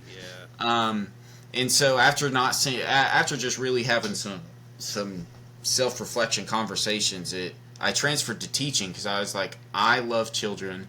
I believe I can make an impact with kids. I know that I am smart enough, and that if I was taught the information, I could then, regurgitate it onto these beautiful souls' tongues, and just make sure that they lick up all my knowledge juices that are dripping from my classroom doors. But after crazy. That was awesome. Holy shit. So I was a business education major for a year, and that's actually how I met Faith. But the education system has changed so much since me and you were in school, that I didn't have faith in it. And as I stated in my final for my educational philosophy, I will not be in a system or an industry that I do not believe in, and so I changed that. I changed that next semester and was like, you know what? I like the psychology of knowing why these two colors make you feel this. Why if I put these two colors with this, you're gonna feel this. And so the psychology of what makes things look good, what makes things feel warm, what makes things feel cold, and the emotions that each things can bring, and realizing that, you know, for me, I feel like I've always been artistic to some sense. That was marketing is a way for me to be artistic in a very formatted career path. Like, Yeah. it's not like actually creating paintings, but I still get to do a lot of design. So it was a different outlet for a small passion that I had whenever I was younger. Yeah. That makes sense. Yes. Yeah. I do remember what I told Jocelyn last night my answer was, but I guess I got a couple different answers depending on when my stage in life was. When I was a kid, like little kid, I couldn't tell you what I wanted to be. I wanted to be all kinds of different shit, but I think that's how little kids work. The first career path that I definitely like set my mind on was I wanted to be a pharmacist when I was like a teenager, and then cool. I realized that I don't really like chemistry, and I would hate that job. Like the only reason that I decided on it when I was young is because I was like, they make a lot of fucking money, but then I realized that I don't think I wanted to go through everything to get there and then to stay there and to do that for my whole life. So I was like, well, yeah, fuck that. Then I shifted to occupational therapy, which I went to school for. I went to college for. I think I picked that because I just was like, I was real big on sports. Originally, it was physical therapy. Then I went to occupational therapy. But I was real big on sports. That's why physical therapy was the initial pick. Because like out of high school, that's what I went to college for. That was the initial pick because I was real big on sports. But in my mind, I was like, I'm not going to be an athlete. Like, I knew that. I didn't even want to play college sports. Like, I could have attempted to play D2 football. I didn't want to do it. I'm not saying I would have been good. I don't think I would have been, but I didn't want to do it anyway. And then fucking after that, it was just like, man, well, I want to find out something to do, like, athletic related that I can do. And then it was physical therapy. And then I shifted to occupational therapy. And then I actually went... I got to my senior year, and then I did like job shadowing type shit with an actual occupational therapist, and I was at a nursing home, and I was like, this is depressing. I don't want to do this either. And it sucked that it took that long to find out, but no offense to my brother. He went to college for 500,000 years, and I didn't want to do that same thing. So I was like, I'm not changing my major. I'm just getting out of college, and I'm gonna take some time, and I'm gonna either decide, do I want to do this or do I not? And then I decided that I didn't. And then I went back again for software engineering, which I believe is what I actually want to do. I've always been a big tech nerd. I've fucked around with video games and computers and phones and everything since I had them. Like, you know, ever since I had access to them as a kid. My brother's a tech guy, so it was really just and like you said, it was like you said with yours, you were always, you know, you always like doing art. Like, I like making shit. I don't really have an artistic sense in like drawing, painting, and stuff like that. Like, I got that guy up there, but I had help on that. Like, I did the easy parts on that. I colored it in, and it was, you know, it was just fucking. It was like, this is the way that I think that I can do, like, my creating, is this, because like I like making shit, but it's like my hands don't make shit very well. You know what I mean? I don't make good drawings. I don't make good. You've seen my handwriting; it's not that great. Better than it used to be, but it's not that great.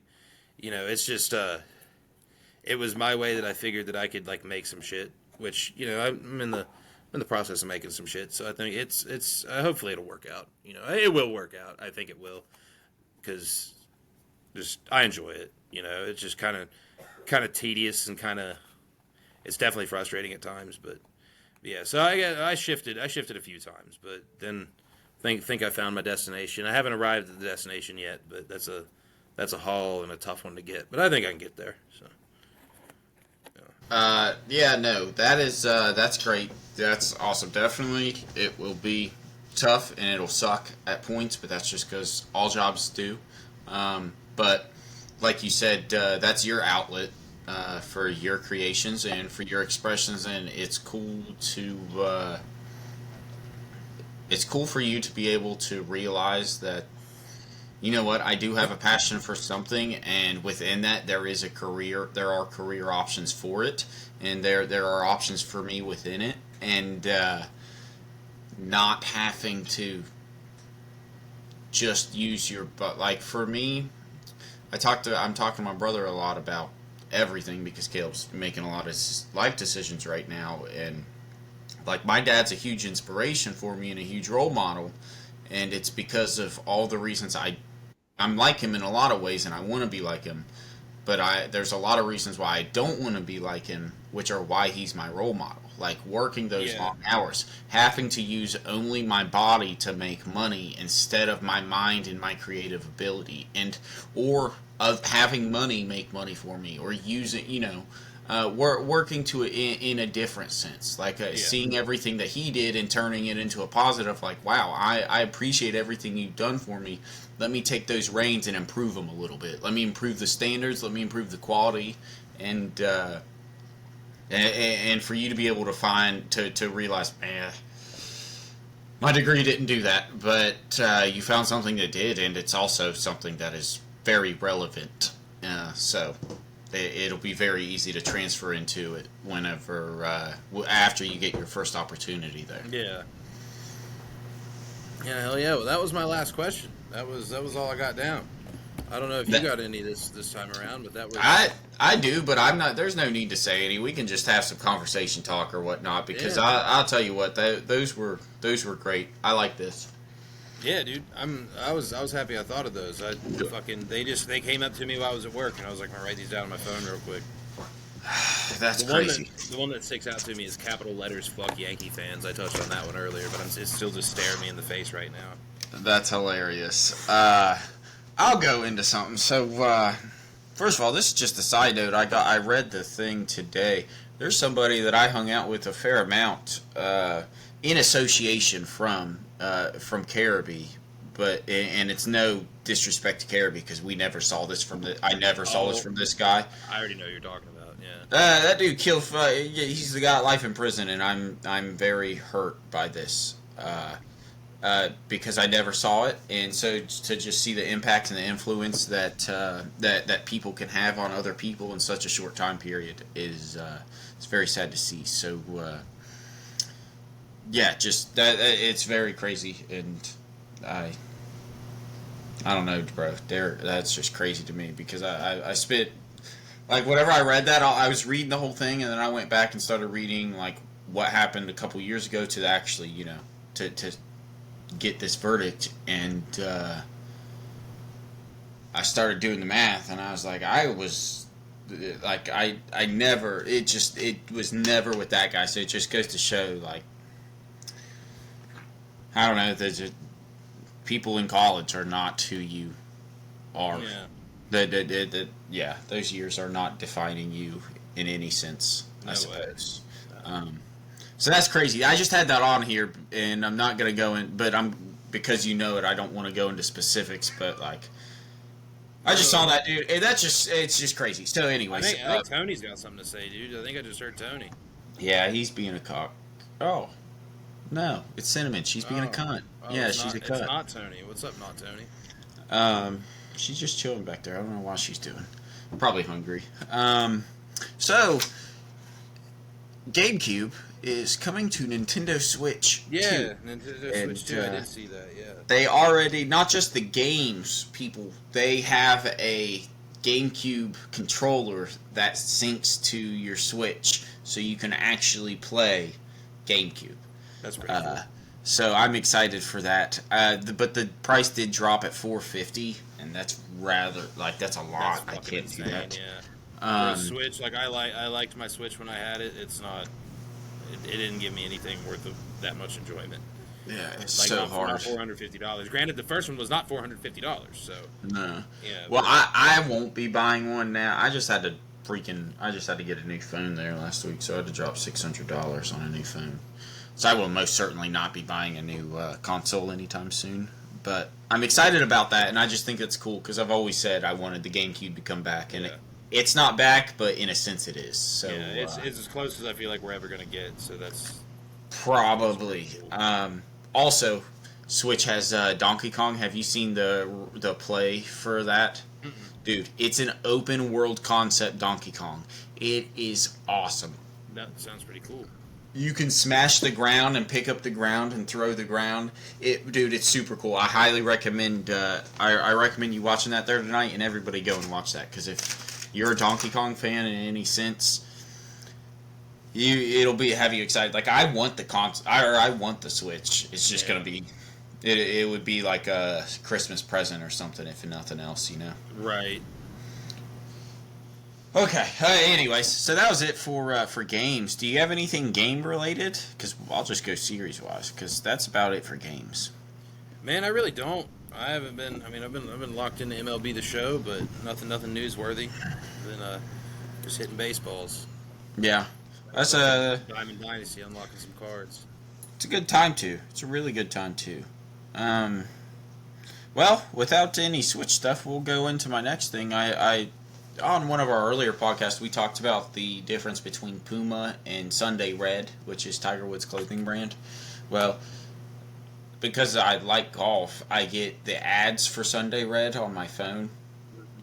And Sunday Red's advertisements, what they do is they go through and they recreate iconic Tiger Woods outfits that he had throughout like his career, and then they'll like advertise those just with their branding. And I just built one of those because I was like, let's just see. I built one of his outfits. Total outfit for glove, pants, polos, and shoes is $565. Now, take away the shoes because you're going to wear the shoes every single day.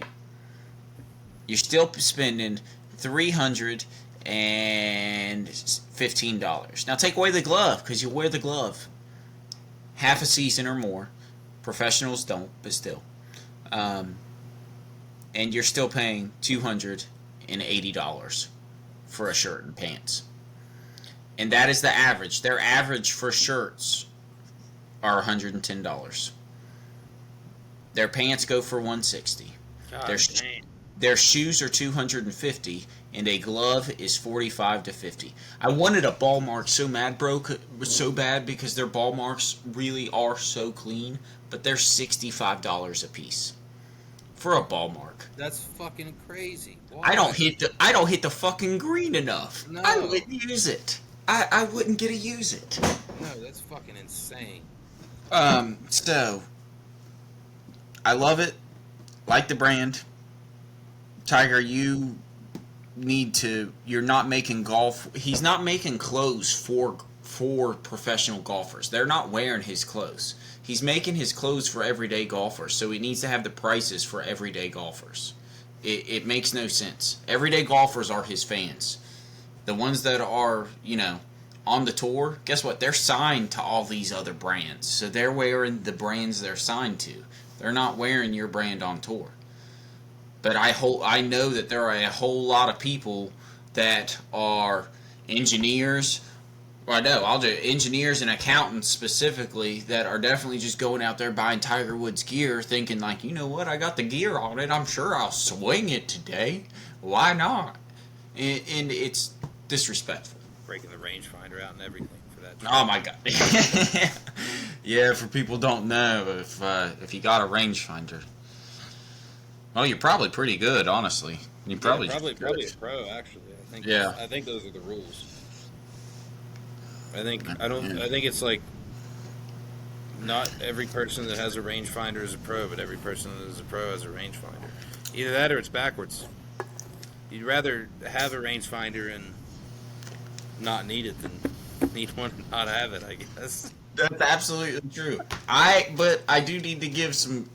I have a rangefinder. I am not a pro. I do not use that thing unless I'm not at Glenville. Yeah, I was about to say, unless you're at a foreign golf course that you're not used to. Yeah, if I'm at a golf course that I can't just look and tell the distance at. So yeah, pretty much just Glenville. Everywhere else I'm okay at. But But yeah, so that's funny.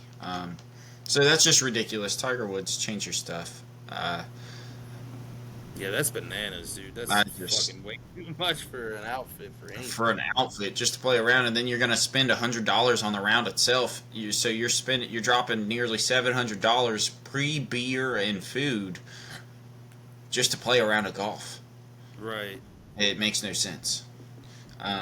Or at least it makes sense for people that have way too much money, maybe. Yeah. The next thing I have here is South Park. Have you seen anything about it? Have you seen the little teaser?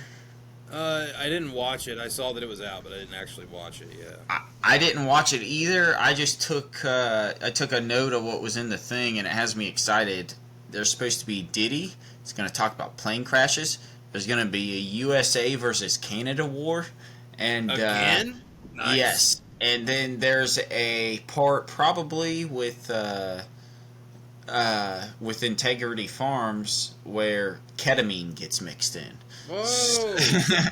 So they're really pushing the envelope here this season yet again, and I'm excited for that to come out because that'll be hilarious.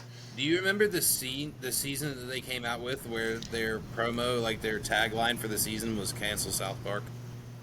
Yes, they did that themselves. They were trying to cancel themselves. Yeah, that shit was Was so that- funny. was that before COVID or was that COVID? Was that the year before? I don't I remember. feel like it was 2020. I think it was the school shooter season.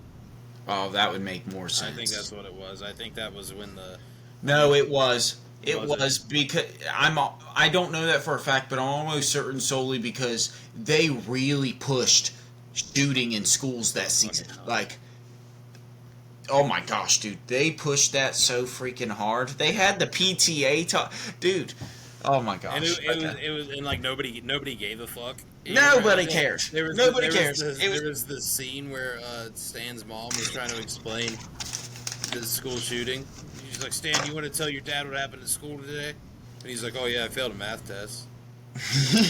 And she's like, "No, the other thing." He's like, "Oh yeah, there was a school shooting." And then Randy goes, "Oh, Stan, were you the shooter?"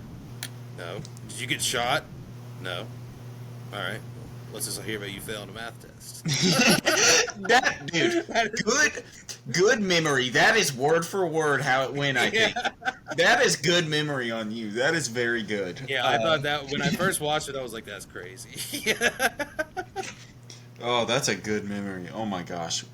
Well, yeah, let's look forward to that. My last random thing, aside from my last real random thing, comes from a tortoise.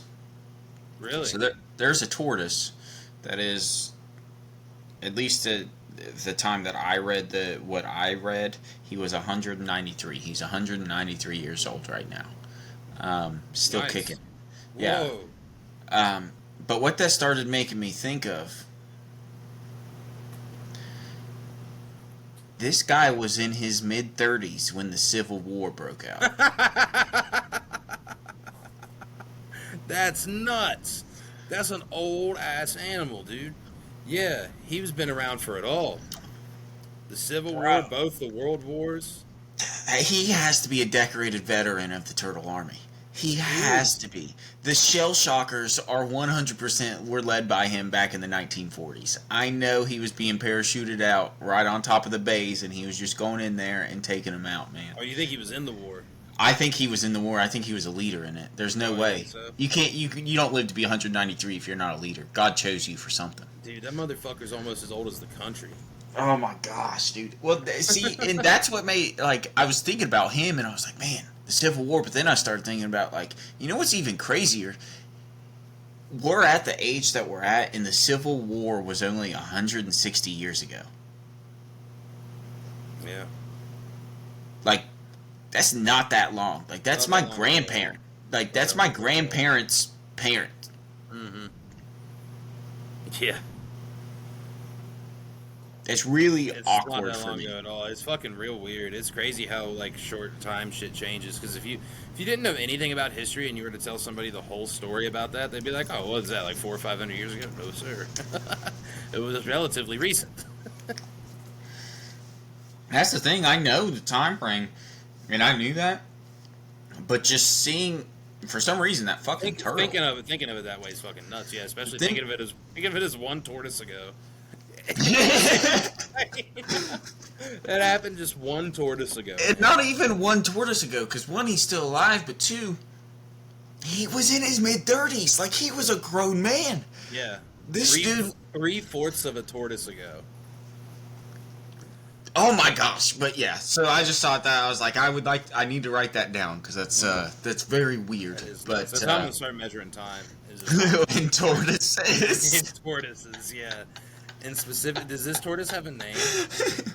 I don't know. I just took. I'm sure he does. I'm gonna find out his name, and then we're gonna use that unit of measurement forever. I'm gonna do all the calculations on it.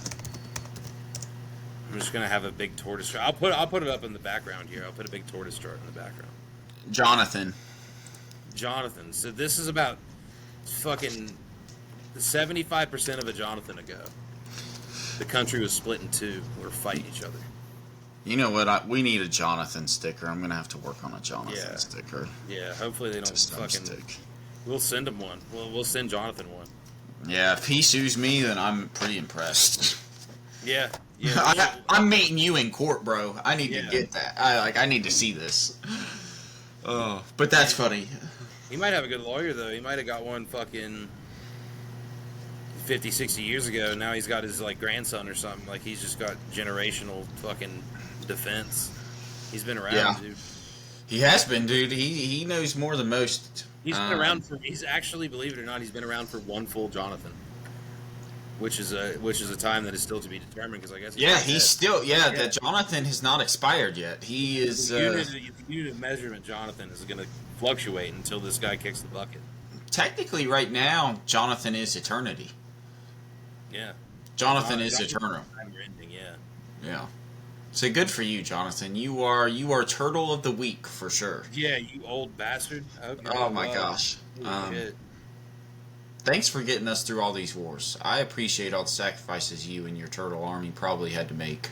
Yeah, they think the world went to shit when that gorilla died, but wait until Jonathan's gone, dude. It's all going downhill. Oh my gosh. I'll tell you, that's when a really sad day, at least for this podcast, will be. I'll try to keep track of that, and if I ever hear from it, we'll definitely do an in memoriam for him. Yeah, we'll do a Johnathan episode. 100%, all turtle themed. That would be fucking great. I really want him to die soon now. So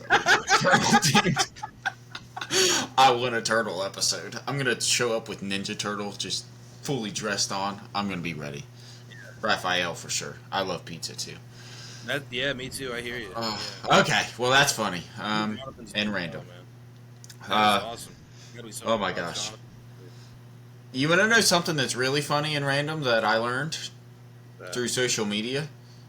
Gymnasium is not exactly like. What do you think the meaning of gymnasium is? I don't know. I'm going to assume it's not where people play basketball in schools. Well, I don't know what the actual definition of it is, but I can tell you where it comes from. Okay. I'm trying to think of how the G is pronounced. It's an ancient Greek word. Gymna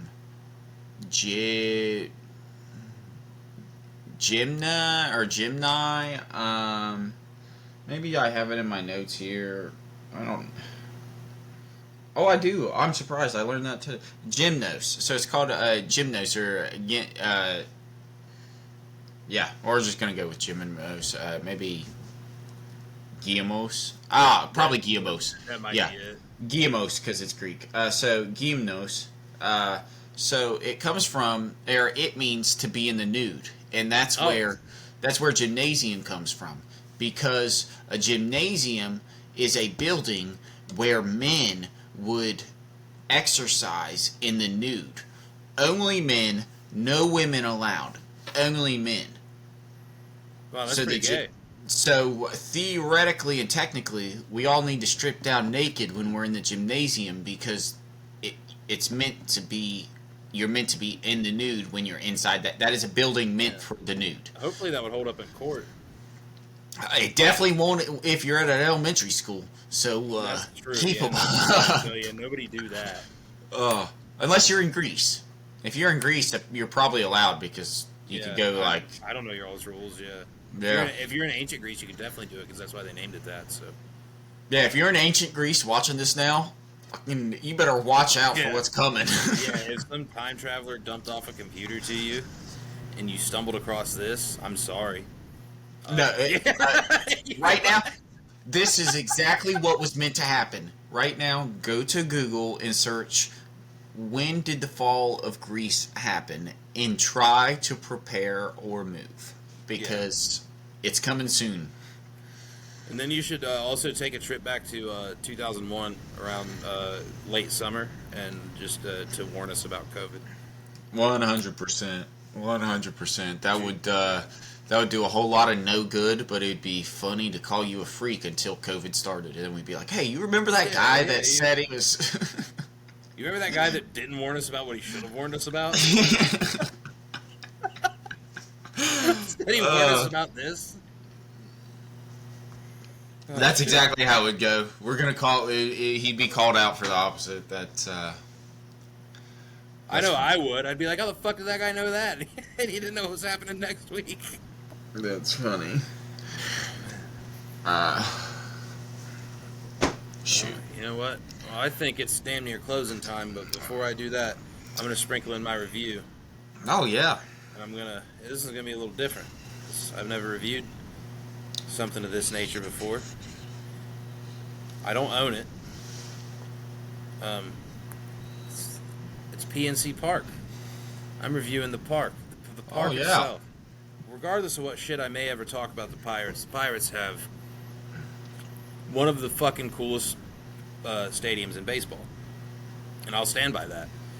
It's the backdrop, just seeing out of the outfield is awesome to look at. You got the bridge and the river and then across the bridge. And then, of course, just like there at the stadium and around the stadium, you got a couple bars right next to it for pre-gaming and post-gaming. And then you got the whole fucking down by the river that you can walk around just to, burn your time if you want to. It's just a whole lot of shit that they usually have going on, especially on the rare occasion the Pirates are good. They actually have a lot of shit going on during Pirates games.